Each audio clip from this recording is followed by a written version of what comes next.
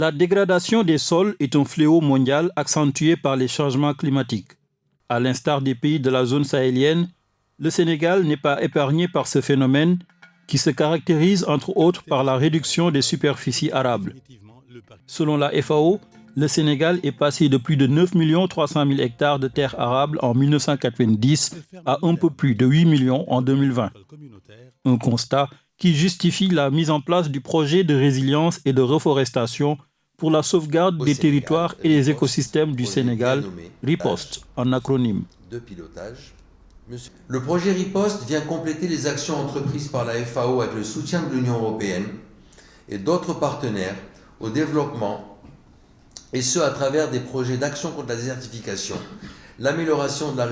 la résilience des communautés au changement climatique, et la liste est longue des actions entreprises en matière de résilience et d'action contre la désertification. Le projet RIPOST, c'est une initiative du Sénégal appuyée par l'Union européenne et la FAO,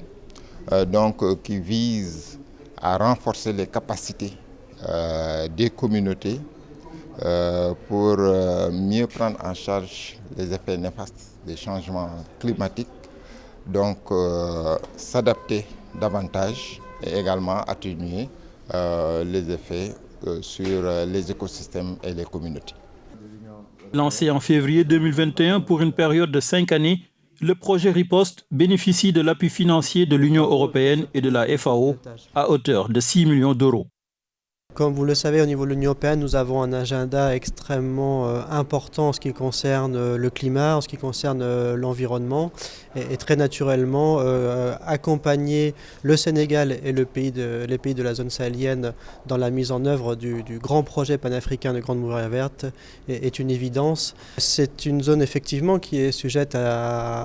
qui est vulnérable, qui a une certaine fragilité, mais c'est également une zone où il y a beaucoup d'opportunités, notamment dans les zones rurales, notamment pour le développement économique, par l'agriculture, pour assurer notamment, et on en parle actuellement beaucoup, la souveraineté alimentaire du Sénégal et de la région.